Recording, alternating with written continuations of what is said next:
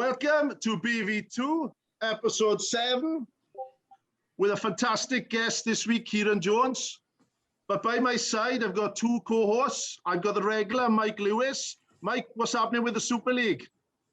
I don't know if it's a good thing, a bad thing, a useless thing. There's so many people getting angry about it. I don't know.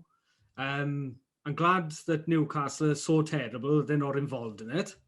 And, yeah, fair play to them, distancing themselves. Well, exactly. And I totally respect Newcastle owners coming out today and saying, well, see, we're not going to be in it. Well, no, you're not going to be in it. But Spurs are in it. So if Spurs are in it, we've got a chance because they've won nothing and they're in it. So, but I think the big... Isn't Mike Ashley the owner of Newcastle? Unfortunately, yeah. So how can you say, to be fair to the owners, he's hardly a top moral compass, is he? To whose owners? Newcastle. Yeah, well, and saying not too fair to owners, too fair to Mike Ashley's publicity, saying we don't want nothing to be involved with. But I don't really get what the Super League is. To me, it's these big six teams want to come out of the Champions League, the UEFA, the Intertoto, if that's about, right? So UEFA are pulling a puddy and saying, well, if you're doing that, you're not playing in your domestic leagues. So this is what the big thing is about. So then domestic leagues, they'll be pulled out of it, and they said they're going ahead of it. But we'll see. It won't happen anyway. It's all power play, and it'll all be settled by saying, all right, we'll give you more money anyway. I got to give it to you. One as well. I got to give it to you. You're crap at explaining things. That wasn't. And I'll have to beep that out, won't I? Why? That's a bad word. Crap's acceptable. It's in the Bible. No, it's not. It's in the Bible. No, it's not. Get Audrey on here. It's not. Anyway, and my other co-host, the guest this week from the most fertile family in the Upper Swansea Valley. Indeed. The man from Family Fortunes, Mr. Carl Roderick. How are you? I'm very good, Shake. Yeah, very good. Thank you. Too kind as well. I don't know. Yes, too kind. I've been trying to get on the show for ages, and I've been trying to get on the show for ages. I've been badgering you. I've been sending you like messages and stuff, kicking off when you're not using my clips and things like that. Like I've been trying for ages. Like so, I'm pleased to make it. Can't wait. And because it's Bola as well, I'm double excited. That's why I'm here. It's because Bola's looking immense, and he's like a fine rouge. He's looking better now than he's ever looked. Have you two ever played against each other? We played together. Oh, yeah. Have you ever propped against your Bola? I think we played against each other in youth, but I probably ran scared and played in the second row. Oh, yeah, you were second row in, man. It was Maroy's propping against when we played Astrid Youth, but we played together for Mice and Erwin. Like he was the other side. He was tight end for Mice when I was in my when I was in my third year of sixth form. yeah. Extended years. Oh, I didn't mess about. I was trying to turn into a degree. I was trying to turn my levels into a degree. Before I get on to the start of the show, tonight's sponsor is Apparel 5, specialists in all embroidery and printing, suppliers of workwear, school uniforms, sportswear and teamwear. Obviously, we know the owner there, Mr. Tristan Davis, who's top man. If you've got any questions, call into Pethau Plant on Astrid Cross. Don't they also supply a very important club shop as well? Yes, of course. They are the kit supplier to BV2. Oh, they also supply nice. the bag. Which we'll be having a competition soon to win a mug. Keep your eyes peeled. Exclusive. Right, on to our guest, Mr. Kieran Jones. First of all, before we start, why do they call you Bola? Right, well, that can go back to my scouting days on a summer camp down to Oxwich. And we're running about at about 14 years of age, tops off as you do, and being a little bit rounder than some of the other lads round the middle. Our good Arcala, Mr. Ken Nichols, decided to start calling me Bola. So that name's come up a couple of times, hasn't it? This is the third time I've asked somebody where the nicknames come from, and it's come from Scouts. or Cubs or down that line. So I'm from Chemicals. what I notice now, yeah. what I notice now, kids don't seem to have nicknames. It's very, very rare that they have them now. It's not like when we were kids when everybody was known as something else, weren't they? Yeah. Do you know what I mean? Very, very, I don't know. Yes. Right. How did rugby start for you, Kieran? For me, well, it started primary school, I suppose. Glanreed Primary School. We used to have old 7-a-side tournaments about once a school year. And we used to lose to Cynlais and Gurness because Cynlais and Gurness had Das Moggs and Gurness had Vern, and they were both the size of men when we were 8. So that was no good, and we had no big lads at all. You had me, Jamesy, and Jive going over our end. Yeah, and after that, we moved on to started, I think, in mini rugby at under 13s in Ystrad. So that was where we started, really. Who's coaching you? That was so Keith Davis, Tristan L's old man, and Irie Bach. Irie Bach, legend. Irie, the forwards coach. Yes, absolutely. Two good boys, then. So yeah, we had some good success there. To be fair, we went a couple of seasons unbeaten, I think, when we were about under 14s, under 15s. So we won the league and cup and didn't lose a game for 2 seasons. But yeah, it was good, really good team, and you had Big Bright China sponsoring the boys as well. Yeah.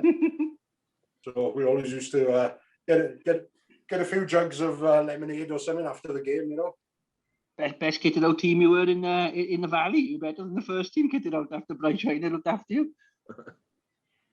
Absolutely. It was all genuine silk as well. I got to give it a Bright China. He didn't have pump some money into the teams. Like he's brilliant. He's a brilliant man, Brian. To be fair, legend, absolute legend. Yeah. Oh, great guy. Really looked after us, and he was just so generous all the time. Really supported the rugby coming up.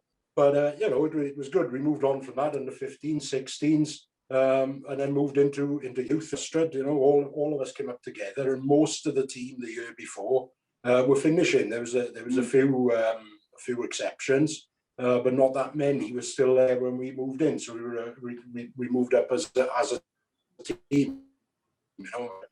Mops and Rob coaching us when we started off in youth, and then Ken he taught us all of the sort of pretty rugby and the good hands and that kind of thing. Yeah, I bet he did. Ken was well known for that. Good kicking coach, Ken, right?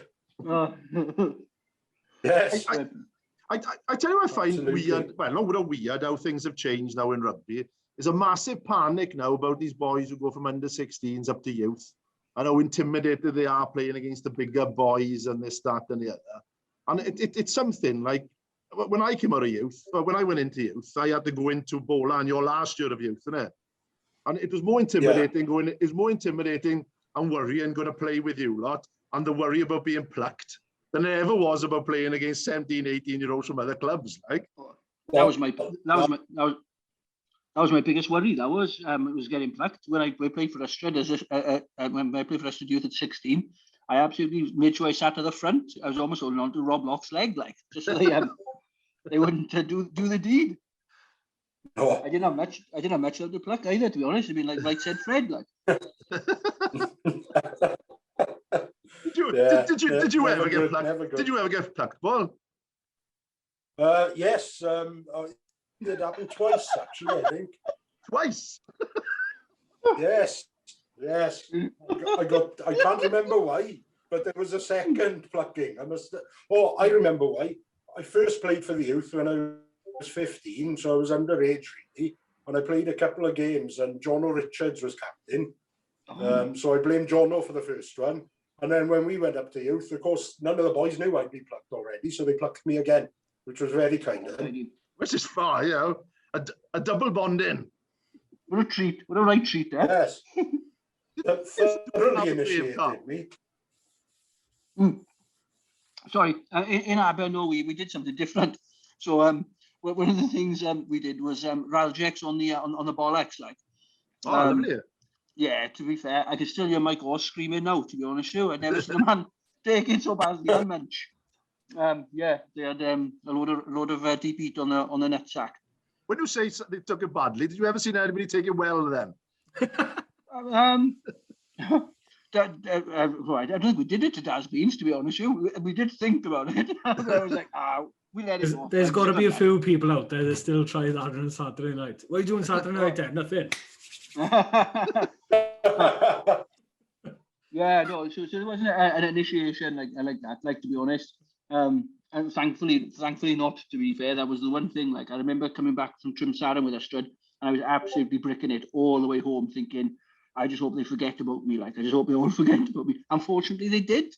So, yeah. I gotta be honest, if you did that now, you'd probably go to jail. Yeah. Yeah. It's mad. Like, there's a few things from those days you'd go to jail for now, I think. Yeah. Oh.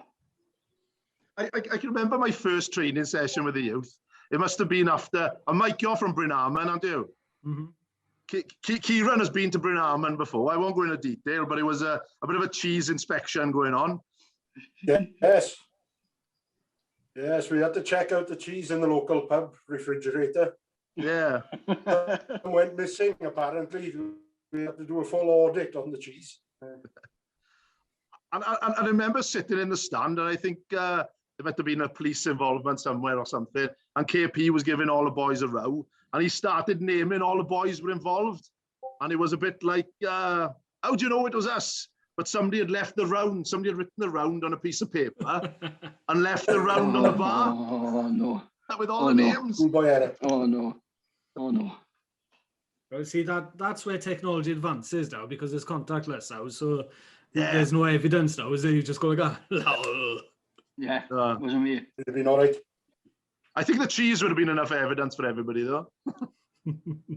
I think so, yeah. Something happened to you, though, Kieran, I felt in your last year of youth, where it was a huge to turn in the corner, really, if you was a player. You became a lot better player, didn't you, in that last year of youth? Yeah, probably. I think it was just a bit of work on the old fitness, to be honest, Jake. You know, it made a difference. And, you know, I think where that came from was Clive Rowlands, right? Believe it or not, when my mother was working in Clive's sports shop, yeah, and I'd walk down there from school one day because, I don't know, we were going somewhere when my mother finished work. And I walked into the shop, and again, a little bit round the middle, which, you know, Ken Nichols would have noticed. Mm-hmm. And Clive said to me, he said, how's the rugby going? I said, oh, it's going all right, but I don't always get picked. I'm on the bench all the time. So he went, all right. He looked at me and he said, how did you get down here now? I said, oh, I walked down, Clive, from school. So he prodded me in the belly like that, and he went, I tell you what, run down next time. And that... Do you know? So that sort of stuck in my head. Obviously, your mother worked in Clive's shop, didn't she? Did Adrian Locke's mother work there as well? Yes, she did at one time, I think. Yeah. I don't know. Well, obviously, you and Adrian became similar athletes, really, didn't you? Very similar sort of nutritional plans as well, I think. Only joking. So yeah, but I noticed a big difference in you that summer. You just you lost a bit of weight. You looked keener. You were sharper. Do you think that had because obviously you had you obviously went on and had a cap that year, didn't you? Did you imagine having a cap from the year before? No. I didn't imagine it, and you know, it was kind of through that summer I did a lot of running and started training with Schneck, which was probably what did a lot of it. He had me running up and down the Varteg like Big Lou, and you know it was mostly running work and stuff, and yeah, dropped a couple of stone, and it made a big difference to my game. And you know, we were able to get around the field a bit more and actually think about the game rather than think about blowing out your backside. Yeah. because it was a fantastic season, wasn't it? Because we won everything, didn't we? Apart from the Welsh Cup. Yeah. We had a fantastic run in that. We were very unlucky not to progress. We played Newport, am I right? Yeah. That's right, yeah. We drew 6-6 with Newport, didn't we? Yeah. One try each, and they went through because they were the away side. Yeah. Still hurts that. Ian Goff was playing for Newport, I believe, didn't he? Aye. He was, yeah. I saw the team sheet. Because you became mates with him later on, did you, with Goffy? Yeah. So became mates with him sort of when we were in under 21s for a bit together, and then he was at Pontypridd the same time as me as well. So we sort of did quite a bit of drinking and stuff together just to get the bonding going, really. I have no idea why I called him Goffy, because I don't know him, so that was a bit random. I mean, sounded a bit silly there. That's all good. I think everyone does. I remember him coming to the club with you, Paul. He's not a huge. He's not like as big as Vern, is he? No. He's not the tallest guy in the world. Solid as hell, you know what I mean? Yeah. But not what is he? About 6'5", I think, which by international second row standards is not tall enough these days, I suppose. You could bloody hit though. You could really smash a ruck with a tackle. Yeah. Oh God. That's nuts. 6'5" isn't above average for a starter. That's mad. How tall are you, Paul? 6'4", 6'3"? Aye, 6'3.5". Yeah. Don't forget the half. How tall are you, Sheikh? 6'2". How tall are you, Rod? 5'10". So I was in the second row, apart from when Abercrave was short. And then would you have gone in the police force? Would you have gone in the police force at that height? That's the question. 5'10" I would have, yeah. 5'10". Well, you're tall then, you're tall, obviously. I'd have just got in. You boys would have been all over the place. But it's interesting that Kieran was saying about, how we, I remember Kieran playing when we were at Meisterwen. And one of the things that always struck me about it, but him in particular, but Vernon and that whole group of players, is they were massively talented. They were an extraordinary bunch of players. Like, when you think they were in the fifth form, playing first team rugby for Meisterwen, and they got it through either to I can't remember if it was the quarterfinals or the semi-finals of the schools cup. One of the things about Kieran, he's always had that physicality. He was always a big guy, but he also had that niggle about him. He was I wasn't saying dirty, Kieran, but you were certainly willing to put it about a bit. Well, I didn't fracas. Yeah, absolutely, and you brought that to the game, like, definitely. So boys like that around. Was I surprised you only got capped? Not really. No, I think you always had that about him. Like, he always had that kind of aggression, and he always had that kind of piece. So I'm glad that he kicked on and did well. Like. So why did you move up to? Who decided for you to move up to prop then, Keir? Well, that happened, funnily enough, because that last season in youth, I was playing second row, and if you remember, they had that midweek league that they started. Yeah. Stood first, were in the first division, weren't they? And then they had a midweek league with Denver, Bonamine, all these teams in there, where they could pick something like 5 of the starting team from the Saturday's Heineken League match. Then they had to pick 5 under 21s or something, and 5 who were on the bench or whatever, right? So it gave a lot of us an opportunity of some first team rugby. And I was playing second row in that, and Astrid got to the final. And lost against Dunvant in the final. But in those games, I think some of the Welsh youth selectors were watching the games. And it was all right. I was like a salmon in the notes because we had Andrew Wells throwing him up in the air, like, so he'd come down 10 minutes later. It was great, So I actually got picked to go to the FIRA World Cup as as second row, sorry. So I was picked as a second row. So I turned up to the training session. You got Vern there is the shortest of the second rows apart from me. You had a guy, Philip Savage, right, who played for Cardiff Youth at the time, 6'9", and James Griffiths, the Swansea second row, again about 6'8", right? And I'm stood there next to them. I couldn't win a ball in the lineouts in training. I thought, cannon fodder, but at least I had a big bag of stash in it. So we had a few training sessions, and one of the props had to sit out the training session. Right? When we were already out in Italy now, preparing, right, the week before the World Cup.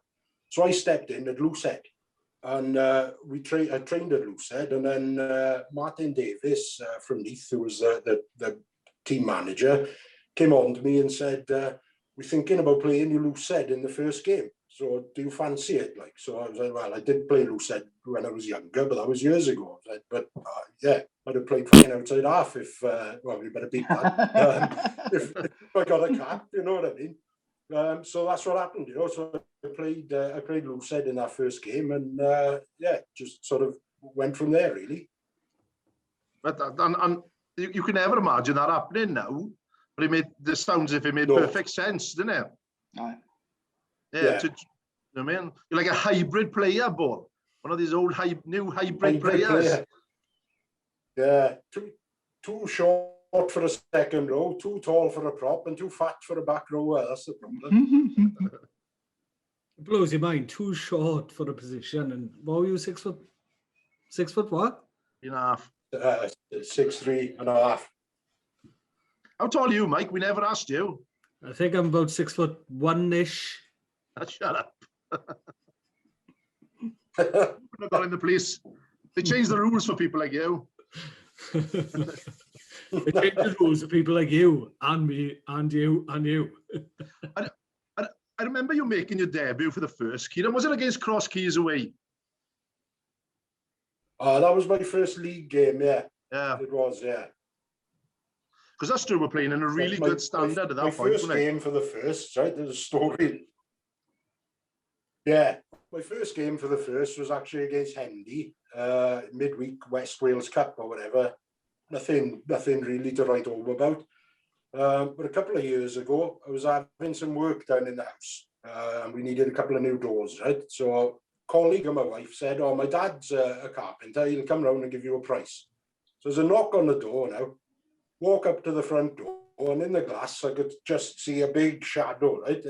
Like the lights had gone out.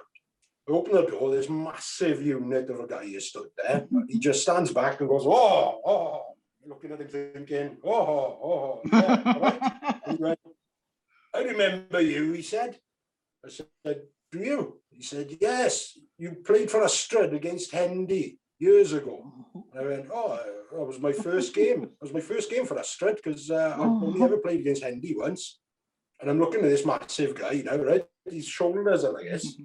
And he says, "Yeah, I retired after that game. That was my last ever game because you kicked lumps out of me all game," he said. "So I retired." I said, "Forget about it." And I'm looking at him thinking, what the hell was I thinking? This guy is huge, right? He's carrying doors out like they were nothing. But as Carl said, yeah, younger days, you're a bit feistier, I suppose, yeah. Yeah, but rugby was mental back then compared to it is now. It was kick or be kicked, wasn't it? It was like Rucks were beautiful. But the funny thing is, you talk to like my old man's generation, and they're all going, rugby was soft when you were playing. It was hard when you played. And they think, they must have just gone on the field and murdered each other. Like. West Wales was absolutely brutal. Of the little things I remember of it, it was absolutely brutal. You know what I mean? I remember watching Ulster playing teams like Cardiff and stuff, and the first thing would be to start a punch up, wouldn't it? Oh. Yeah, every time. Send one through. Does anybody send one through anymore? Does that happen, like? Well, hopefully not Alan Williams, Nobby, like, because if he did, he'd normally knock one of our props out, he would. he could never hit the other side, he'd always punch you in the face. Who's that? There was always a bonus of playing second row rather than front row, was you were the one throwing it in, innit?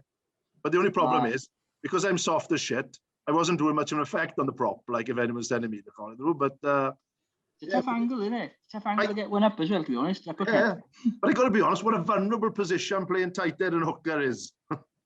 That's why I played Loosehead, didn't it? Loosehead got all the looks. Like, you get out there quick as well. Yeah. Like, Upstairs for thinking, like. Loosehead's like props, you don't want a prop. Flanker. Bola, taking a step back now to when you played in the FIRA World Cup. talk us through how that went.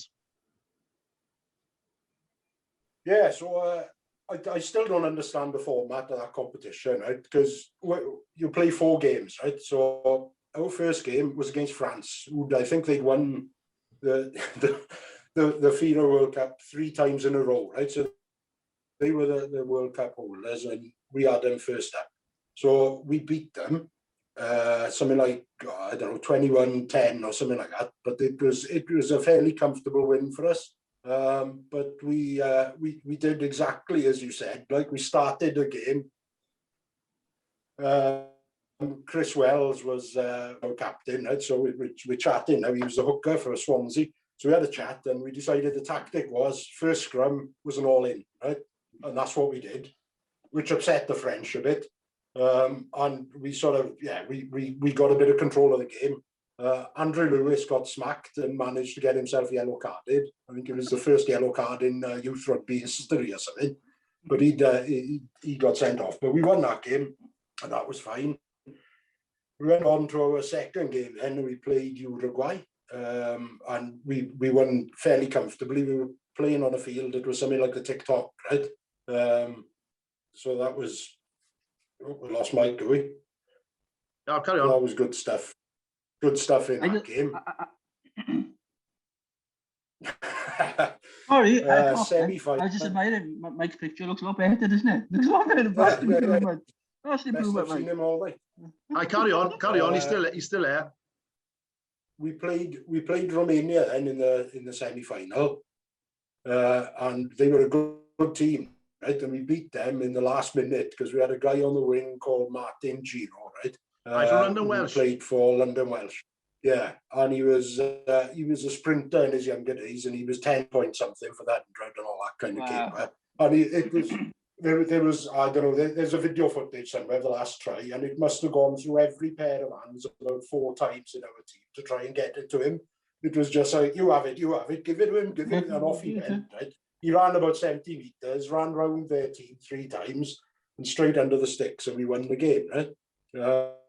So that was great. I mean, the best thing about that game, we're on the way now to the game, and then we were playing in, I think it was Calvisano's ground, right? So you had to go down the road now, round and roundabout, and back into the stadium. As we're going down the road now, Lloyd Griffiths, number 8, from played for Ystrad later on, from Britain Fair, he says, "Isn't that your youth coach over there?" He said to me. I looked over, I couldn't see anybody now because we'd gone past. I went, "Oh, no, I know the one with a hat," he said. "Mops." No, he's on tour with the boys in Ireland. He's on tour with the youth. As we come back to the ground, Mops is, I guess, leaning against the fence now with his hat on.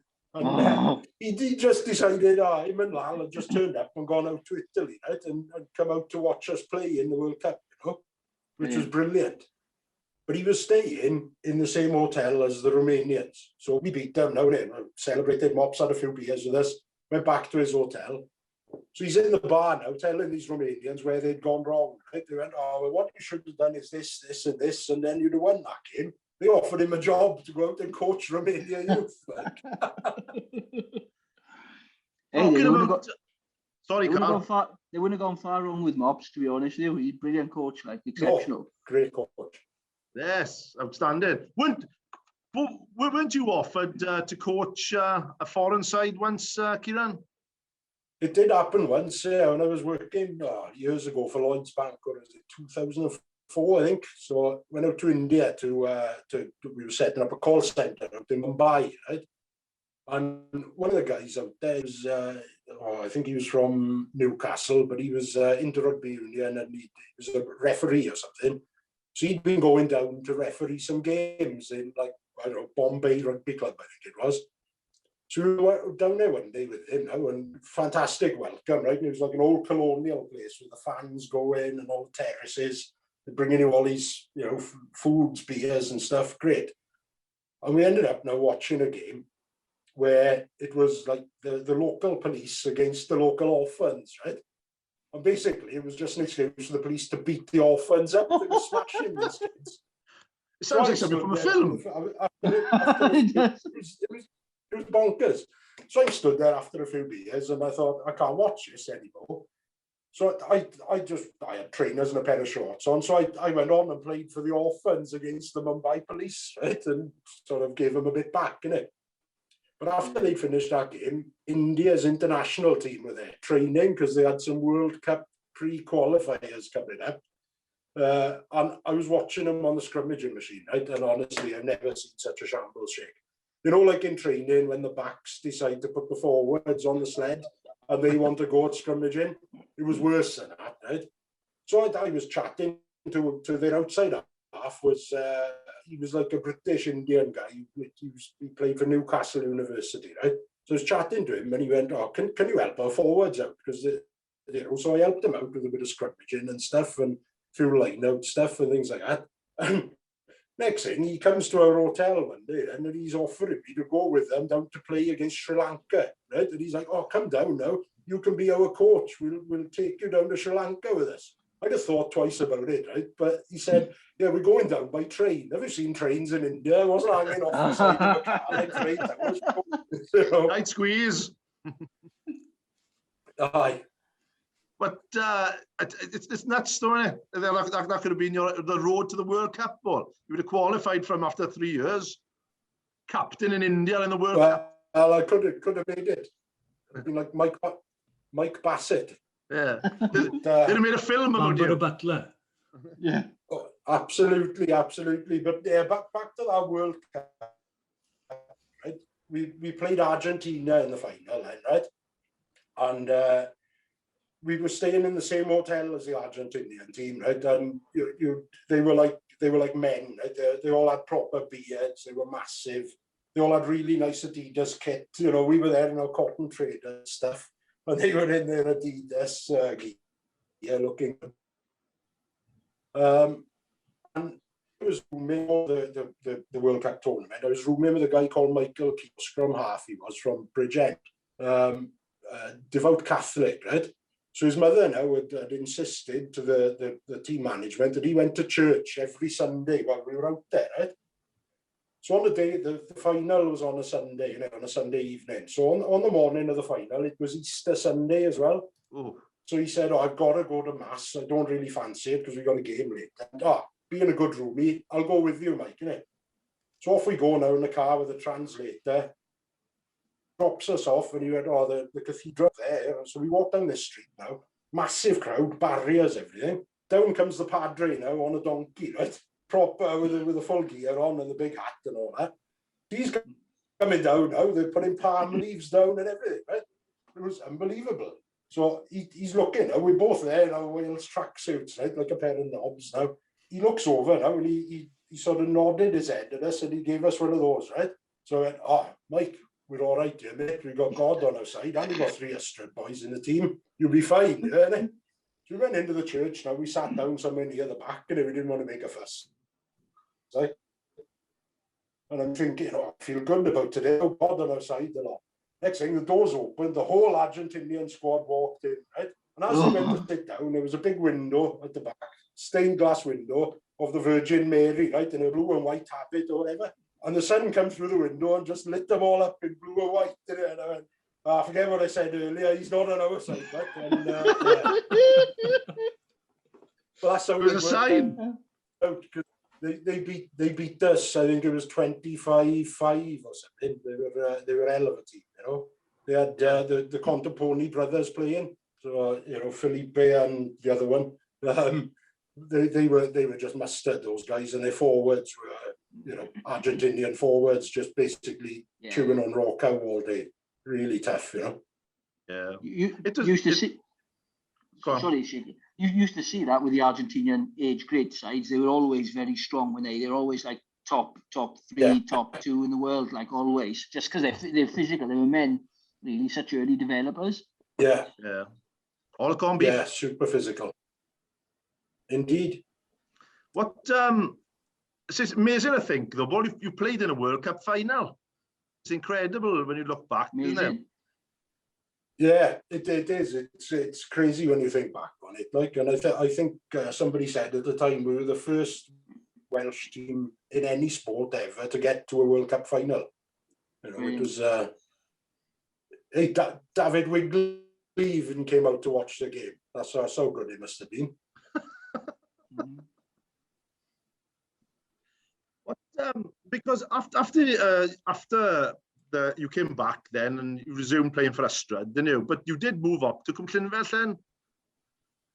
No, I went to Dunfern first on the way. Oh, did you? Yeah. I didn't realise that. Yeah, so I went down to Dunfern first. Because you had, because I remember you going to Cwmllynfell, and I think you played Neath in the Cup. And this was, I think, was a big point in your career that Ray Gravel was commenting, wasn't he? And Ray Gravel fell in love with you, really, didn't he? And that's all he spoke about, a coward Kieran Jones all the way through the game, really. Oh, that's because I'd met him at the urinals before the game. So, quick chat in there. You must have impressed him. we done his shoes. We done his shoes. Best is best. Indeed it is. But no, Grav was very kind that day, I think, to be fair. Did you have man of the match against Neath? Yeah. So it was. I got man of the match up on the ground, but remember they used to do that vote on S4C, didn't they? Yeah. And I came second in the vote because Darren Case had man of the match. He'd scored a couple of tries or some fancy back thing, you know. But so he got man of the match on the TV, and I got man of the match in the club kind of thing. Yeah, because you did have an absolute stormer, to be fair. Did you because you had an under-21s cap as well? Am I right? Yeah, it was that same season. I think it was as well. Not long after that game. So I got called into the under-21 squad and played tight head in that game then against England up in Worcester, which was a similar score to the World Cup final against Argentina. We had a bit of a tuning, which was unfortunate. Did England have any famous names playing? Johnny Wilkinson was outside half. He's pretty famous. Yeah, he's reasonably. He's pretty famous. He was pretty good then as well, and Lewis Moody was playing. I think Paul Shaw. So they had a few good names, right? But I remember that game. I actually shunted Johnny Wilkinson in the head by mistake, right? Because somebody kicked the ball, it was rolling across the floor, and me with all my speed went running after it, and you could see somebody out of the corner of your eye. And I thought, I'm not going to get to that to pick it up. I'll just hoof it up the field. Obviously, he was a lot quicker than I expected, and he'd fallen on it, so I just had swung my leg already, and with the reflexes of a tight head prop, shinned him straight in the side of the head, and right in front of the referee as well. So there were no yellow cards in those days. It would have been, probably straight red, So I was just lucky that the referee could see it was an accident, because it actually was. If I'd known what he went on to do a few years later, it might not have been an accident, Bit harder. It was your fault then. It's your fault England won the World Cup. I could have stopped that. I haven't heard the end of it since. But yeah, it was only the one cap, because unfortunately I played for Cwmllynfell the week after in a league game, and I got sent off. True to form.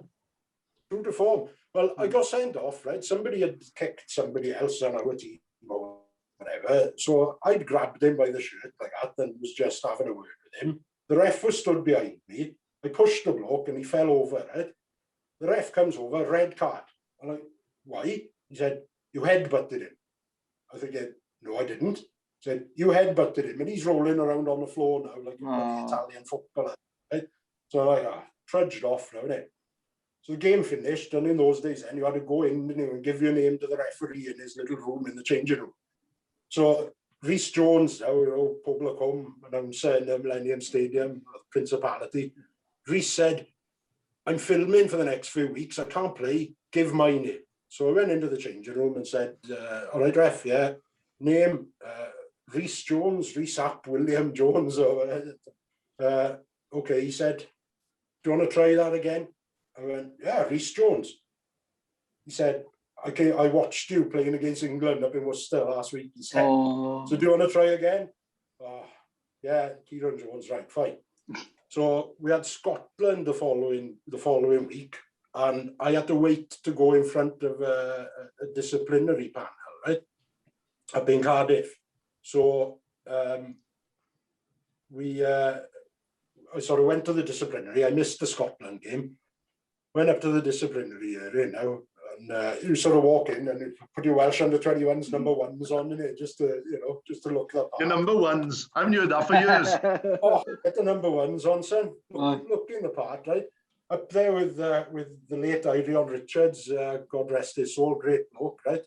Up there, bank manager, you had a Vauxhall Amiga, right, with dual zone climate control. I'd never seen such a thing. Brilliant. I spent the whole journey to Cardiff changing it, trying to make it rain in the middle of the car. We get up there now. We get to the room. There's a lovely buffet set up outside the little room where they've done the disciplinary area. So I think, that's nice, fair play. So I'm helping myself to a few pastries and things like that. And then the chair comes out and he goes, "Oi, that's not for you," he said. Oh, so I put that down, not a good start, right? So I went into the disciplinary area and Kieran Edwards was there from Dunvant. He was our district rep at the time. And he had a quick word and he said, "Look, did you do it?" I said, "No." He said, "Right, just stick to that and we'll get the shortest ban we can." So we sat there now, and we sat there waiting for about 10 minutes. And next thing, one of them goes off and makes a phone call. The ref hadn't turned up, right? So he didn't turn up to the hearing. So then they just throw it out. So they just went, "All right, the ref's not here, therefore we can't go ahead with the disciplinary hearing. No ban, you can go back to play it." So I saw the ref not long afterwards, and he said, "Oh, on reflection, I think you didn't actually headbutt the guy because there was no damage on him, and it didn't actually look that bad. So I decided not to turn up to the hearing." And couldn't you phone them the week before, you basket? Because you caused me a What was your reaction to him, Kieran? Did you actually say that? Did you just say, "Oh, okay," or did you say? No. I don't.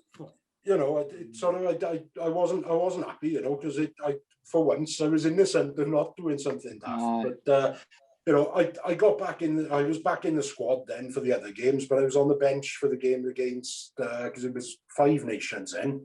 So I was on the bench against Ireland and France then, and I think France was the only game we won that year.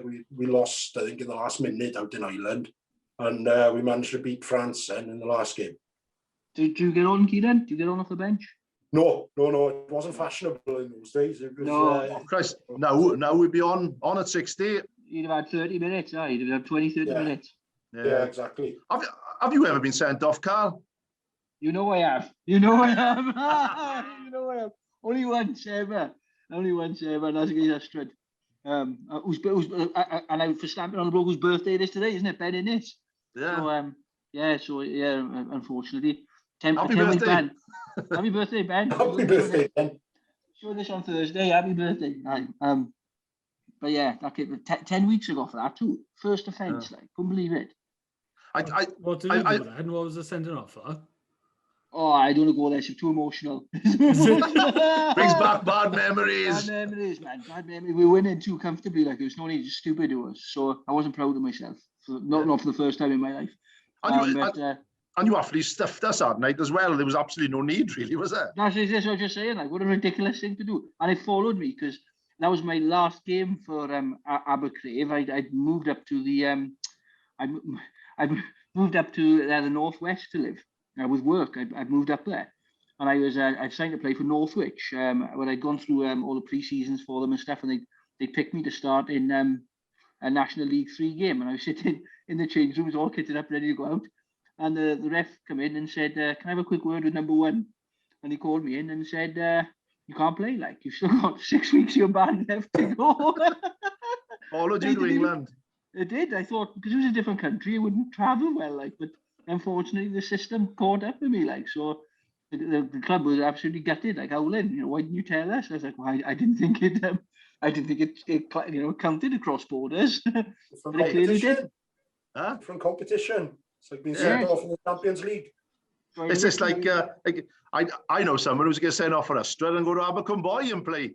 They'd be fine. Lots of boys used to do that, like, but no, it followed me, like, so I don't know how they tracked it, like, but I was ready to go out, like, we were about 30 minutes from kickoff or 25 minutes from kickoff. So I tell you the worst thing about that. After you got sent off, there was only about 5 minutes left, wasn't there? Yeah. And I remember lots of people from Abercrave telling me, "Oh, you got stuffed by 14 men," and like you went off on like the 76th minute. Interesting. That was the only time I've been on a winning Ystrad and nice Abercrave's side through all of it. I was the jinx. Like when I played for Ystrad, we lost to Abercrave, and when I played for Abercrave, we always lost to Ystrad. Like so. I've only lost twice against Abercrave in senior rugby, and both times you were down to 14 men. The first time, Darren Fielding was sent off. There's a big bloke now, Darren Fielding. Oh, massive. For him to get sent off. I know. He was a bit like you, Bola. Yeah, your track record, like you wouldn't take any nonsense of anyone. Like no, even the refs. Yeah. You weren't playing that night, Shaky. We were the night I got sent off. You weren't playing. I play now. Ah. I must have made such an impression. you must be scrummaging by Adrian Locke then.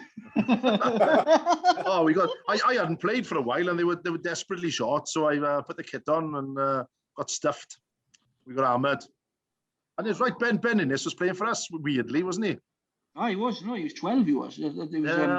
They come on a short line. You know, you were on it was on a 5-meter line. It was too. It was a good carry, to be fair. He's a good player, Ben. Yeah, class. Very good. Because Garth Gwas didn't play that game, but he came to play for Ystrad for a while as well. Another good Abercrave centre. Export, yeah, no, we had some good boys there, you know. To be fair, for the club, like produced some pretty good players that went on. Like obviously not on the same level as what Ystrad have produced, but not the same catchment either, really. Well, I don't know. I question that Abercrave have punched their weight, haven't they? To be fair, above their weight over the years. The villages around provide some good boys as well. So, you know, certainly the good thing about playing for Mice there, and of course, you got to play with boys from Ystrad you would normally play with, like so. Yeah, but I think if you look over the years, the players that Ystrad and Abercrave have both worked hard, but to produce a lot of players, and then those players now feel, you know, if you look at all the local villages, I've got ex-Ystrad youth and ex-Abercrave players in them. Absolutely. So we're not just feeding Ystrad and Abercrave, we're feeding far wider, as well as like you've got your Luke Prices now playing for the Ospreys, Iwan Evans, we're out playing for Llanelli, Dan Bakers, Owen Williams. Does Thomas Francis count as an Abercrave boy? We'll have him, won't we? Let's be honest. His grand's from Abercrave, yeah. His haircut's from Abercrave too, by the look of things, isn't it? Shocking, like. I'm surprised they don't make a bigger fuss about it. If he was at Ystrad, I know Gar would be all over him, wouldn't he? Yeah, you'd have him on his podcast, like. I don't know. Apparently he's got a Yorkshire accent, isn't he? He's a Donny boy. He's from Doncaster, so you're a bit like when Tom Shanklin used to pass off as a Welshman, didn't he? Sounded like a Cockney. Yeah. Not as blatant as someone like Shane Howarth, who was clearly a Kiwi. Anyway, back to the start of the show, Kieran Jones. Obviously, after the under-21s, you did play a bit of first class, didn't you? Yeah, I did. I was training with Llanelli, and they had a bit of an injury crisis with their front rowers at the time. I was just down there. Bucks had asked me to go down and train and just get a bit of experience and all that. And I think 4 front rowers got injured all within about a week of each other, right? So that sort of opened up the chance. I think I started on the bench against Neath in the semi-final of the cup. It was, the quarter-final of the cup. And I played against Neath for Cwmllynfell in the round before as well. So I was on the bench now, and it was smashing down with snow, freezing cold, right? And we had it was Hugh Williams-Jones, Robin McBride, and Jason Hyatt, the hooker, who was playing tight head prop, right? Because he was an experienced guy or whatever, and I was 12 at the time or whatever, So it was a tough game, close game and everything, but they had Ben Evans, Mevin Davis, Darren Morris in the front row, right? The big side, yeah. And you looked at that Neath pack and thought, no thanks. So anyway, there's a few scrums going on around the game now, and all of a sudden there's a scrum 5 to Neath, right? On our line, and Gareth Jenkins goes, right, warm up, you're going on. But What, no? Yeah, no. What, for the scrum? For the scrum? Oh, come on. So I got on now. My first act in first class rugby was to go down in the scrum and get shoved over my own line, right? So I had Cooper behind me. He didn't budge, innit? So I'm up on his back somewhere now. We get humped over the line. So all I can think to do is just, I'm just going to swing at somebody. So I swung one at Darren Morris, which was pointless. I don't think I even hit him, right? But if I did, he didn't feel it. A little bit of a fracas sort of incurred, and then we got on with the game, and that was fine. But the proudest moment of my life is that when I watched the game back afterwards on TV, like, because I'd never been on telly before much. And Nigel Walker was the pundit, right? And he was reviewing the tries, and he went, "Oh, I'm sure that try wasn't Kieran Jones's fault."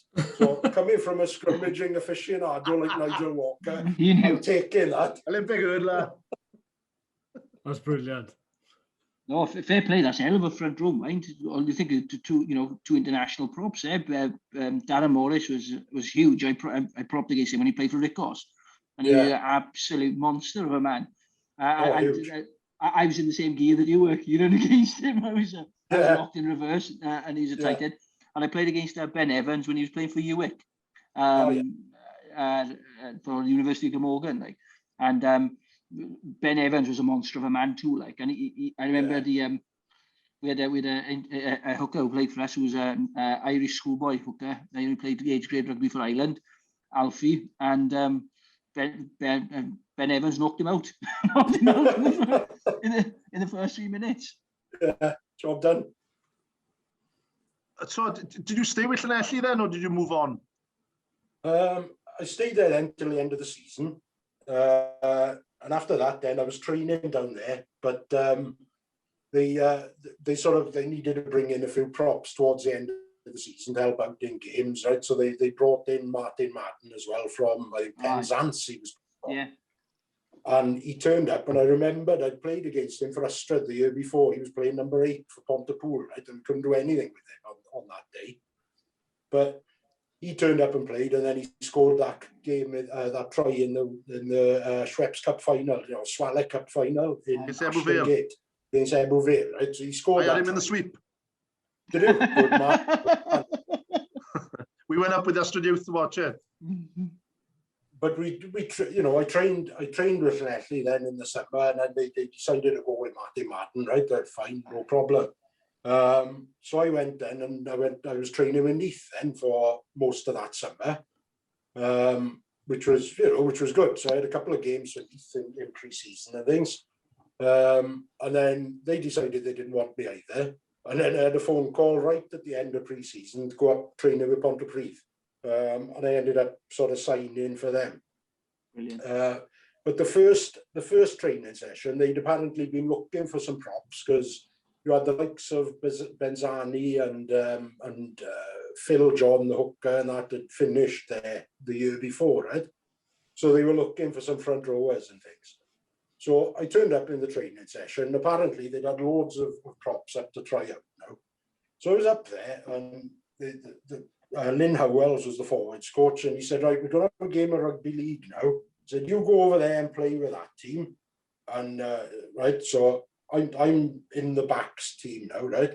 So it's all the backs against the forwards, isn't it? So I'm stood with the backs and going, why am I with the backs? Is he expecting some kind of pace or something, or skill that's previously unsuspected? Didn't take long to work out what it was, right? So I'm stood now about probably 20 yards away from Neil Jenkins, right? So he starts us off, pings the ball straight to me, right? I sort of catch it, turn around and get absolutely pummeled by the chief. Right? And I'm like, that wasn't good. So I get back up now, right? The play goes one way, another 20-yard pass straight to me, bang, chief again. Right? About 10 times this happened, and I was moving further in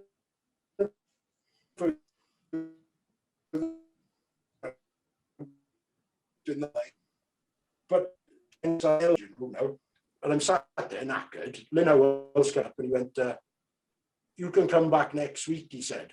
I went, "Oh, thanks." He said, "We've done that to every prop that comes up, and you're the only one who didn't go off." So that was the qualifying to get into the Ponty squad at the time.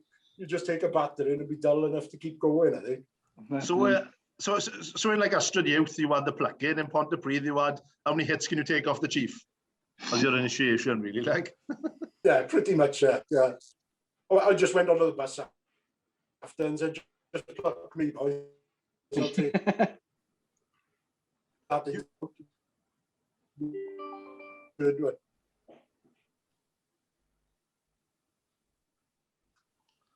Was he frozen, Mike? No, he's come back up. He's back, right. It must have been great playing. You must have played with some great players in Pontypridd, my ball. Yeah, oh, it was a cracking team. You know, we had well, the chief obviously. You had Paul John, Greg Prosser in the second row. We had like Matthew Lloyd, Kieran Lewis in the back row, Martin Williams.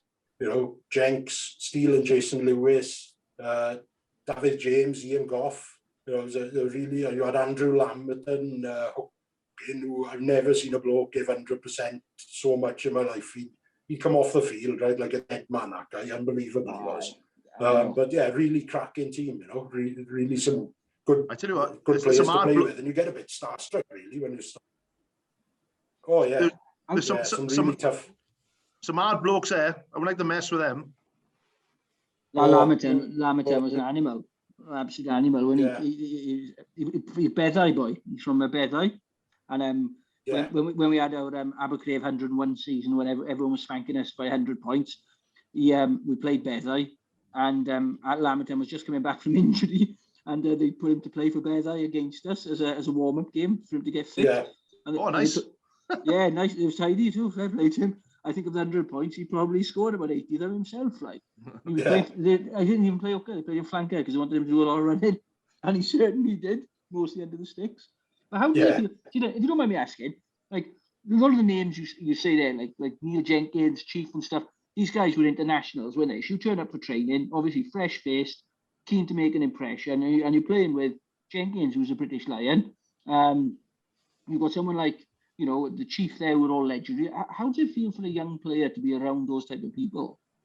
It's you know, it's pretty I don't know, intimidating in a way. As you say, you want to impress them, you know, and it's that kind of thing where you feel as if, you know, am I worthy to be here? I've got to get everything perfectly right, or otherwise these blokes are going to think, you know, who's this fella? You know, sling your hook like. And it's difficult, you know, because you make a mistake and you think, oh, God, you know, just made an idiot of myself in front of a bloke I was, you know, watching on TV a couple of years ago kind of thing. And it's, really tough because you had the likes of Mike Griffiths there as well, probably, you know, coming to the end of his career, but still unbelievable scrummager. Just the guys, you know, like a rock, you know. And how were they? Were they all right? Do you find them quite normal blokes and stuff? Oh, great blokes, right? Mike Griffiths, again, you know, British Lion, played for Wales in World Cups and everything. We played in Benetton Treviso, right, in the Heineken Cup. And I was rooming with Mike. So after the game, we'd all gone out, had a few beers, bit of a laugh and everything else. But we were catching a flight home now at 7 a.m, some sensible guy had booked that. So me and Mike are back in the room now, and Mike, being an old head, he goes, there's a well-stocked minibar here, he said, and it was particularly well-stocked, lots of whiskey and things in there. So me and him decided now, the cleaners won't be in here before we leave in the morning, so let's drink the minibar and they won't charge us for it, right? So we just tanking this minibar down, right? So we drank through until we had to get on the bus the next morning at 6 o'clock or whatever. So we jump on the bus and we're both clearly, you know, clattered, right? So I sat next to Goffey on the bus, and Goffey goes, what's happened to you? He said, you went back to your room at midnight, the same as the rest of us. I went, me and Mickey Griff drunk the minibar because they won't charge us for it. No, you didn't think of that. And he went, I did, yes, in my bag, he said, right, all right. Oh, yeah, that's a good idea. So we get back now, right? Flight back to Cardiff. Bus drops us off in Ponty. We're both still up to there. And we realised we both got our cars in the club. And we can't drive home now, can we? So the pair of us just crashed out in the cars for half a day. So we're in the car park at Ponty Rugby Club, just lying in the cars, sleeping like. How'd you get home? Brilliant. Well, we drove home later on, you know, but yeah, we had to set it off first. Shocking. So amazing experience though, playing at that level of rugby, and oh yeah, you know, really something that you can look back on and think, yeah, there's some proper players in there, and me just trying to hang on. Like, how many clubs did you play for? Well, I don't know. I started thinking about this earlier on, and it's somewhere between 15 and 20, right, altogether. Because you did play for London Welsh at one point, did you? Or was that just one game? Yeah, it was a couple of games up in London Welsh. It was when I was at Ponty, because we had a bit of a break in the season. So I went up to London Welsh for a couple of games on loan. And again, you look, you know, that was good. We played, I think, on the morning of an international against London Scottish. They had a couple of international players playing, not London Scottish, it was Scottish Presidents 15, sorry. But you looked at that London Welsh side, right? And you had Shanklin was playing. You had James Story then was the other centre who went to the Ospreys. You had Roland Phillips, Lenny Woodard. Wow. You know, it was a good side, you know, and Clive Griffiths was the coach then, the rugby league, you know, coach, and fantastic couple of days up there. So a couple of games up there, really enjoyed it, you know, good crack. But I played for Swansea on loan at around the same time as well, right? And it was the season when Swansea had and Cardiff did the Rebel thing where they went to play the English clubs. So we didn't have games for a couple of weeks, and Swansea were struggling for front row. So they asked, and Cardiff were struggling as well. So Cardiff and Swansea approached Ponty and asked if they could borrow 2 props. So Neil Einan went to play for Cardiff against Bedford or something it was, and I went to play for Swansea against Bath in Bath, right? And you know, great experience. Turned up, right, and the Bath team, I was looking at it the other day, and they had, you know, Ian Evans was playing for Bath that day, Tyndall, Borthwick, you know, Victor Ubogu, Adebayo, Ballshaw, Mark Regan, all these guys, you know, really full Bath team. And, you know, we got comfortably beaten, you know, it was a reasonably okay game, we competed, but comfortably beaten, but yeah, really good experience. And I was a bit nervous because I was propping against, remember Kevin Yates, he played for England a couple of times. He played somebody's year. He's a year back, that wasn't it? This was his first game back since the ban for biting the ear off, right? So I've never put so much tape and vase on my ears in my life. You know? He'd have a feast on these things, wouldn't he? You know, it's, all inclusive. All you can eat.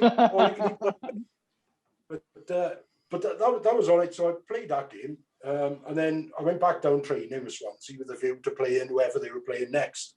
And I had a phone call off Kerith Thomas, who's the sec, I think, at Ponty, saying, come up to the club, I need to talk to you. So I had to drive from Ystrad up to Ponty now. So he's got a letter from the WIU addressed to me now, saying, if you play for Swansea or Cardiff again, you will be banned forever from Welsh rugby for life, basically, signed up. Wow. So he said, I'm serving you. So Kenneth is going, I'm serving you this notice and you better not do that again. I go, but Kenneth, you're the one who signed the loan forms for me. He went, yeah, just take the warning and go. So I was going to get banned for life for doing someone a favour, you know. Rebel. It was a tough season. One of the nicest things about that season is we happened to draw Cwm Llynfell in the cup that year when I was playing for Ponty. So I got the chance to go back up there, you know, with Ponty and play against your old club kind of thing, which was really good. Who did you scrummage against when you played against? They actually really kindly, they put me on the bench for that game, so I came on in the second half, and I ended up scrummaging against Dyson. Oh, you might have been worn down a bit by then. Worn down a bit. It still wasn't fun, I can tell you. What do you mean? I tell you what, one hard bloke. Yeah. Oh, yeah. unbelievable. The strength of the guy for somebody his weight, and it reminded me of, because I played for Ponty against Glasgow that season, and Tom Smith was playing for Glasgow, and again similar to Dyson in build or whatever, and I stood there at the first scrum looking at this guy who not long before, really, say a season and a half before, had smashed Oz Durant and these guys to pieces, right? And I'm looking at him going, this shouldn't be a problem. This shouldn't be a problem. So you go down, you start putting yourself about, you put your head where it shouldn't be and that kind of thing. And he tells me in no uncertain terms, stop messing about, young fella. So me being me, carried on messing about. And I think about the third scrum, he twisted me in so many shapes. I popped my rib cartilage, right? About 3 of my rib cartilage went. But I'd only just sort of made it into the first team, right? And I'm thinking, I can't go off now. So I played till half time now, sort of hiding my ribs, trying to go into ruck sideways and things. So I'm in the changing room now. We played at Partick Thistle's ground, right? The football ground. So I've gone under the tunnel now, and I'm in the changing room, and Lynn Howell says, you're struggling. I went, no, I'm fine, Lynn, I'm fine. I'm thinking, I am struggling, but I'm not showing it. So he turned away from me, he turned back, and he smacked me in the ribs, and I just collapsed. Like, he just said, off, So, yeah, so that was my experience of looking at Tom Smith and thinking, there's nothing in this bloke. And Dyson was a similar kind of animal, And Carl, you can answer this as well. And do you know, from a scrummaging point of view, when you go in messing about and stuff, do some old heads, as long as you go in not messing about, are they all right? Do they, or do they? How's it work, or do they just go for you like? You can go first, Kieran. You've got a bit more. Yeah, it depends, to be honest. Some of them are all right, what I mean? They look at it and they don't try and rip your head off every scrum. But others, if there's a bit of nasty about them, they'll just, they just want to beat you up in every scrum because that's what they're about, So it's kind of a mixed bag, really. I generally used to find the ones who say, look, if you don't mess me about, I won't mess you about, tend to be the ones who'd mess you about straight away. There's a distinct lack of honesty. Yeah, they lull you with a false sense of security, so they think you're all going to have a crack. But yeah, there's no two ways about it. It's a fairly confrontational position. Like, so if you're not having a go, you're not doing your job. Like, and if you're not doing your job, then what are you even doing there? So I used to, I used to treat as much energy as I had in me, to be honest. It depends how wrecked it was. I could certainly assure you from about 60 minutes onwards, there wasn't much playing about going on. You just wanted to get it over with, get in and get out. Like, but as different, Lou said, tight heads by nature quite a defensive position. Really, you're trying to anchor the scrum. You're trying to, certainly on your ball, you're trying to, whereas Lou said, you're trying to disrupt the new because you're trying to put pressure on the tight head. Because if you move the tight head, you move a scrum basically. Whereas Lou said then on your put in, Lou said you become quite defensive as well. It's all about keeping a channel open and trying to create a solid platform. But I used to think, being a fat kid, I used to hate it, but I would never have wanted to have played anywhere else on the pitch. Like, I love playing prop. It's quite an interesting position of mine because I guess that position has probably changed a lot throughout the years. Because what everyone is saying now, especially Kieran now and Carl and everyone, what Shaky says now, about older heads coming in and saying about would they just rip you up and all that, but everything's about respect now. So when you get on the pitch, it would be about respect. And then they try and hurt you a little bit more.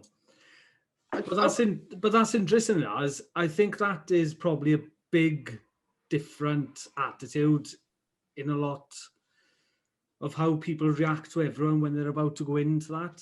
Or am I just I think it's a bit different. It's a bit different now because the way the laws have changed. I mean, when we were playing, you're charging to a scrum from as far back as you could, and it was bonkers when you think about it.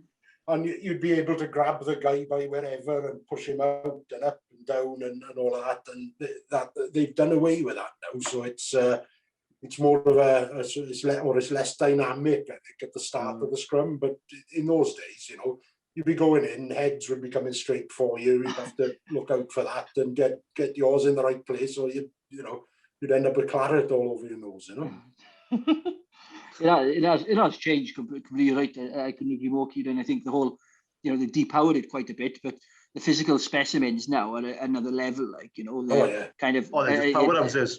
Oh, and they look like athletes, they're not carrying much body fat. And they're technically very, very good, but physically they're massive men. Even the kids now, you see in the academies, some of these boys coming through in the academies, they're bigger than men we used to play against. Yeah. So I think the rules probably changed differently, but I think your opportunity to get the upper hand on your opposition has changed. What Kieran said is absolutely spot on. If you get a good hit, like Adam Jones, he made a career out of it. Basically, was that kind of hit and chase was a real big part of his game. And as a prop, that's why I got a massive lump on the back of my neck, like Nigel's got. I'm sure you go in there as well, Mola. That's all. There's one behind, yeah. Yeah, you can't, when I'm trying to put my head down the towels, if I can't, and that's all from those big contacts at scrum time, like. Mad. When was the last time you played ball? Oh, going back about probably 12 years now. For who were you at the point? Were you Country Invest I finished with in the end. Yeah. But, yeah, just I don't know, and it was one of those things. No sort of. I didn't even get to the end of the season or whatever.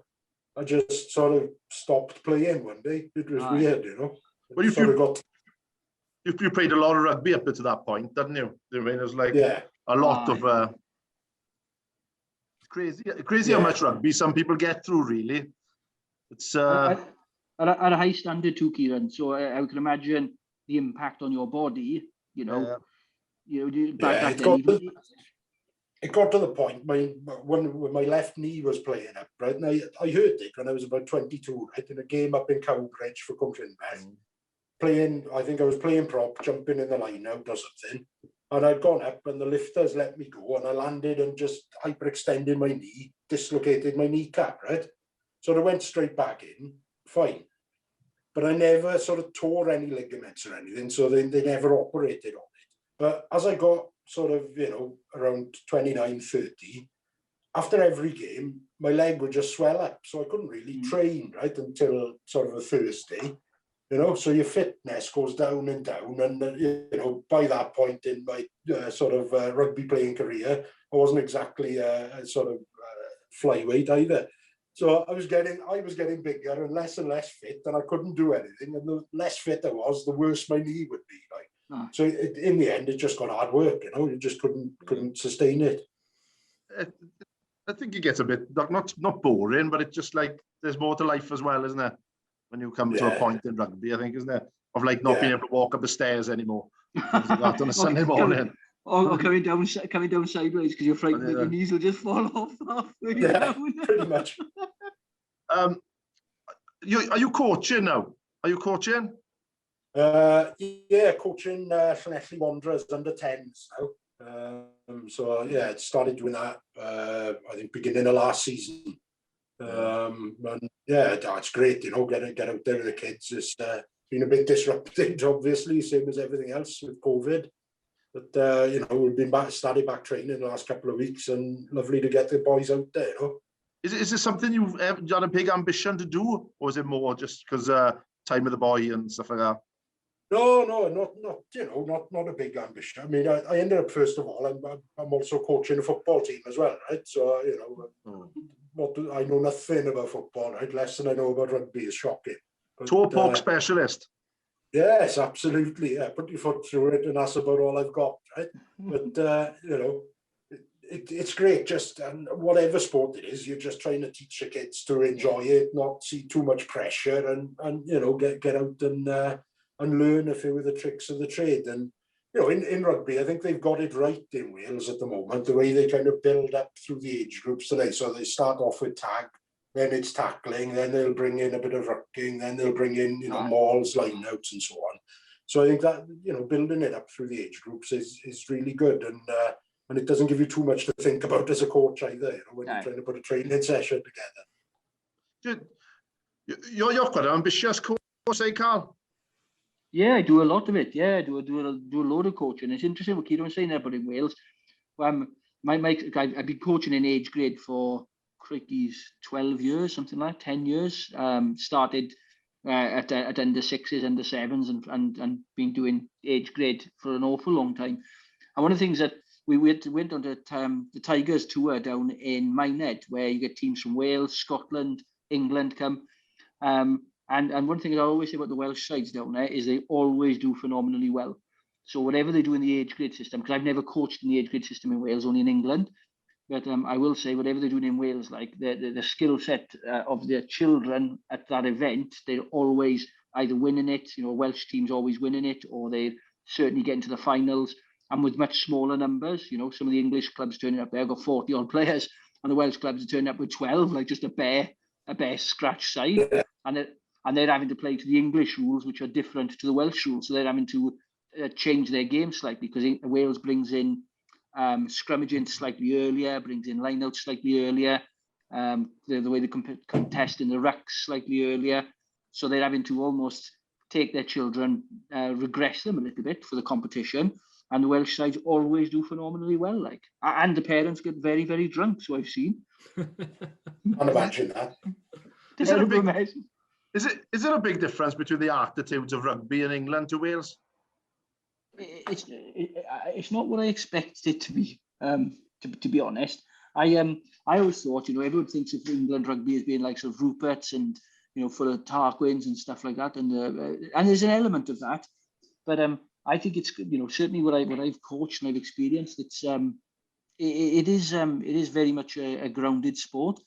But what I will say is they probably don't have the, you talk to anyone in Wales, whether it's your mother or your auntie or your family members, everyone knows about rugby. Everyone can have a conversation. Whereas in England, it's probably not quite like that.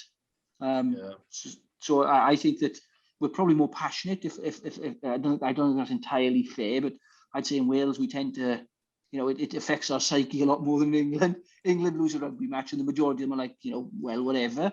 Wales lose a rugby match and we're all depressed for 3 days, and nobody can mention anything. Is it because is the football element a little bit bigger than what the rugby element is in England, or it's just across the board? Yeah, no, I don't know. Yeah, there is competing sports, definitely, and certainly football in England is the sport where everyone's involved. The rugby players are mad about football. Half my squad play football as well. So, but I'm always, I'm always pleased to see when I see the pictures from Mustard. The kids, the amount of kids at Mustard have got an mini and junior section. The fact that Abercrave have got a mini and junior section. The fact that the clubs in the Swansea Valley work together to form things like the Upper Swansea Valley Youth and the other merged sides up there. That's just amazing. That's just so.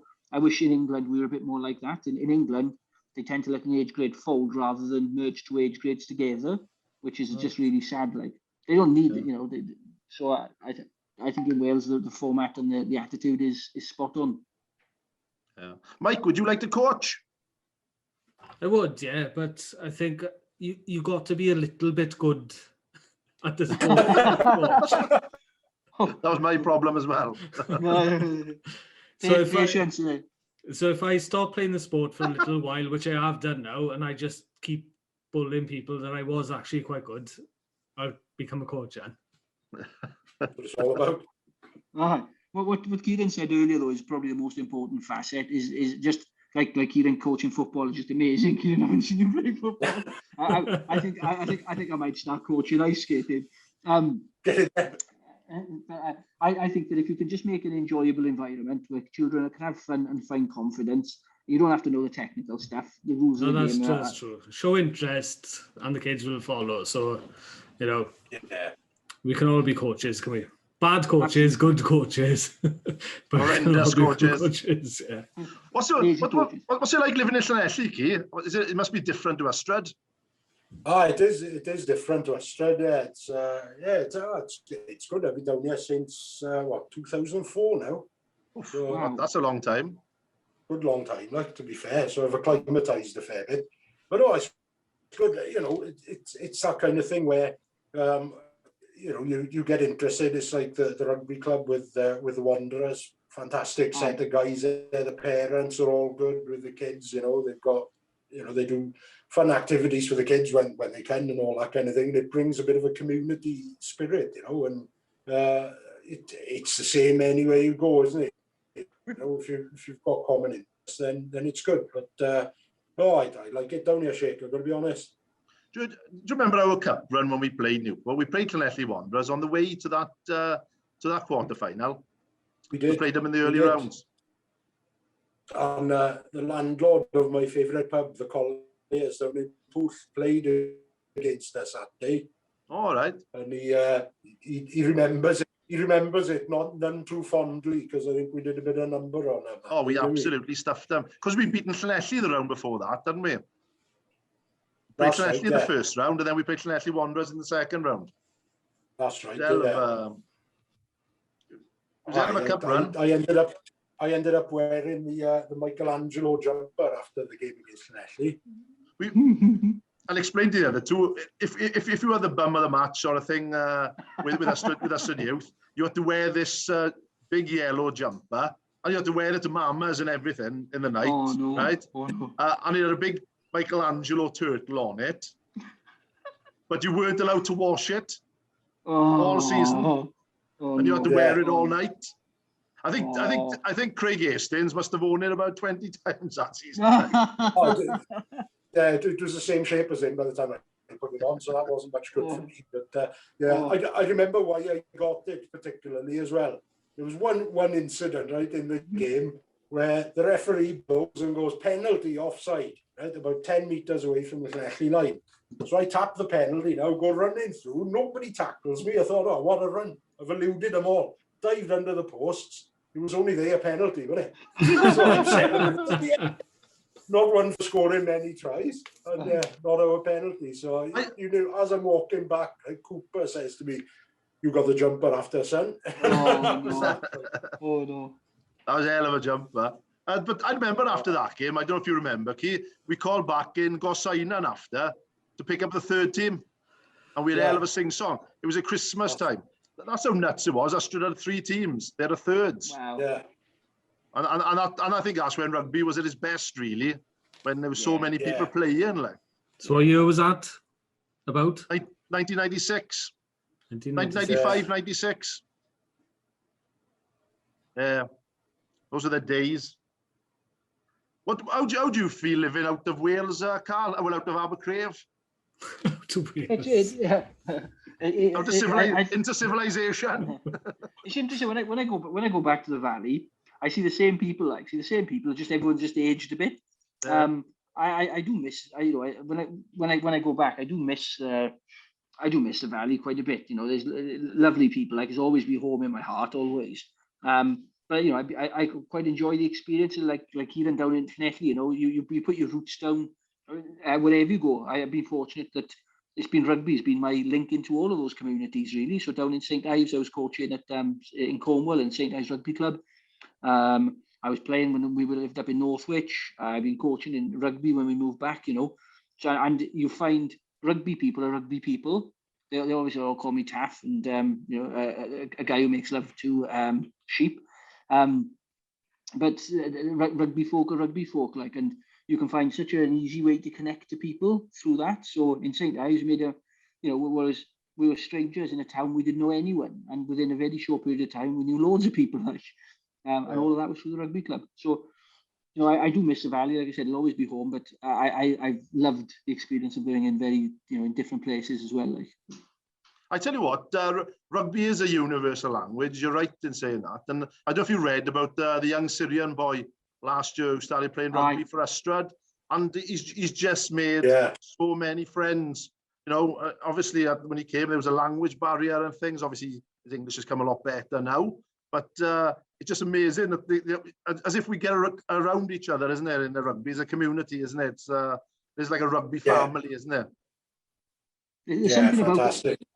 There's something around a Saturday going out and getting your heads kicked in together, which makes you bond in a special way. You know, half the people that I know, like Kieran and boys like that, like, you know, I got to know them as people and as humans from on someone stopping someone stepping on their head in the ruck, or them stopping someone stepping on my head in the ruck, you know.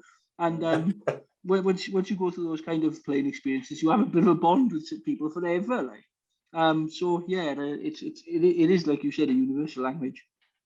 And when things go wrong, there's no. I can't think of any other area of community that supports people so much. If something bad happens, you get behind it, you know, and there's always a big thing. And when you think back to when you played like your youth days, isn't it? How mad they were when you look at them now. And now, I remember being banned. Oh, yeah. I hadn't gone out for a month, but I remember being banned from 4 pubs in Ystrad. The fact that I wasn't actually even out, it's just because I played for Ystrad Youth. I know. I was there. My old man even banned me from the butch. I lived there. I wasn't allowed to go downstairs. Right? I was stuck in the flat above the butch. Oh, brilliant. Because we'd called up there, because we were banned from every other pub in Ystrad, so we went up the butch for a few beers, and my old man threw us out. He went, "You're all banned." I went, "Can I go in the house, Dad?" "No, you're banned as well. Get out." You would have been like, did you ever sing live in the butch, Keir? I can't think. I think maybe once or twice. Is it Noggins? Noggins was Noggins. Resident good voice. Noggins. Good voice, Kieran. Fair play to you, boy. Yeah, you're a tremendous singer. You're an excellent entertainer, to be fair. Well, you know, one does one's best, Jake. What would be your trying for the quiet life, though? What would be what would your go-to song be? Like karaoke or something like that? Go-to song for karaoke or something? You can't fault a bit of Summertime, can you? You know, no. You've got to love a bit of the Kinks, obviously. Yeah. It's very much an Ystrad rugby song, isn't it? Song with mops. Yeah. But Sex Bomb as well is always one to get, you know, the ladies going. They love a bit of that. In my guitar and hip thrusts. In my mind, they love it. In my mind, they love it. What about you, Carl? Have you got a song you go to? I realized the other day, right, that I don't know the whole words to any one song, right? I don't know the whole words to any one song, which is just a miraculous thing, given I've been on the planet for 46 years. Now, I do like I Predict a Riot by the Kaiser Chiefs, which normally precludes a riot that comes after it. Because once that gets sung, normally there's a bit of stuff going to happen. Like, so that would be my go-to song here, yeah. Mike, have you got one? Well, I tell you, my boy started really getting interested in music now, and he started singing the Welsome. Have you heard the song, haven't you? Yeah. The Welsome, the sea shanky, isn't it? And he just goes off. Sing it again, Mike. Sing it again. Go on, Mike. Well, this is how the boy sings it as well. Welsome, bring the gin and wine. Boom, boom, boom. Now this is what he does throughout it, right? He makes his own words up, which is really cute. He's 8 years old, so it's brilliant. But then I realize this is how I sing songs. I don't know the words to the songs, and I just make rubbish up. I don't know song. I feel like you do the podcast then, Mike. Well, it is. You ask me questions, I totally ignore you for like 90 minutes. And when you say Mike, I go, what? You did a Welsome and really good there, Mike. You know, you should get that on TikTok, like the bloke. We are actually doing a theme tune to the podcast with Welsome in it. Yeah. Release soon. Mike, how many shirts? Mike, how many shirts have made that shirt? How many shirts have we put together to make that shirt? 6-ish. I think. I used to have a towel like that made out of beer mats. I had my vaccine the other day, and I think I've grown an arm out. Incredible health. You're turning green. And my vaccine in break, and my elbow just went. Fair play. Tense those guns up, Mike. You need to put the weights down, boy. And adjust. Right, Kieran, I'm going to tell you some names now, and I want like a 1-word, maybe 2-word reply to these people. Are you ready? Here we go. Here we go. Right. Andy Davis. Arms. Ryan Perrett.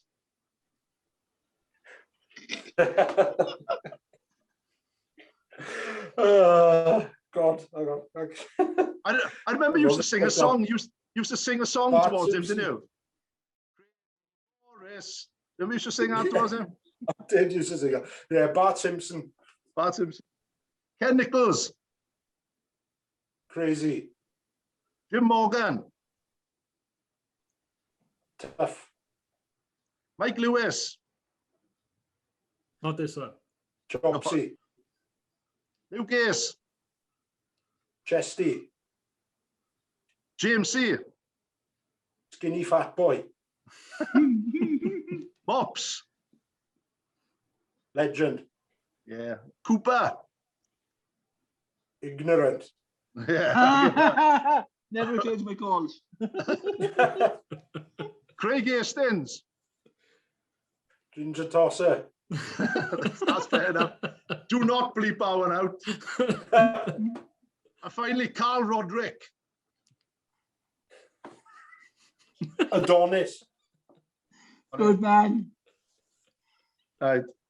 I Hang am on, one last one. Shaky. Russell. do you like results? Absolutely. Yes. Do you, Carl? Yeah, I do. Yeah. Obviously, you don't have them with you, do you, in foreign climes? No, they're a valley delicacy, aren't they? But they're a thing of beauty. Me and Kieran share a first thing in Australia rugby. Kieran was the first man to ever come off with a blood injury in Australian history, and I was the first man to ever come on for Kieran. Wow. In a 10-a-side game. This is how crap my rugby career was. That was my highlight. Shaky, you were the first person to come on in Australian lights. Why not? I remember playing a ball with this big white turban thing on your head, and it was mental. Because Cooper was injured, we didn't have a physio, so Cooper was the physio. So basically, more was more. He just ran my head. I was like Pudsey Bear going back on the feet. We rocked up and won some tens tournament, didn't we? In Crynight, I think it was. Yeah, we were all up to there the night before, weren't we? The night before, we were all smashed. We lost the first game, didn't we, against Rickos? I remember that. And then we beat them in the final. Great days. Fair play. Oh, great days. I've run out of questions for Kieran. Has anybody got any? No, I thoroughly enjoyed it, mate. It's really, really good. And, fantastic, Kieran. Diolch. Yes. You boys. You could do a sort in your internet out, mind. But apart from that, it's been great. I'm all the way down to Leslie, man. When he said he moved to Leslie, he moved to Rwanda or somewhere. when I went out earlier, I had to put more coal in the router. You ought to get someone peddling faster down there. Like, Turks, those Turks will nick anything, including your bandwidth. Absolutely. Right. Thank you very much, Michael. Thank you very much, Carl. Thank you very much, Kieran. Loved it. Brilliant, chaps. It's been a pleasure. Thank you very much. Au revoir. Have a good evening. Cheers, chaps. Cheers up, bye.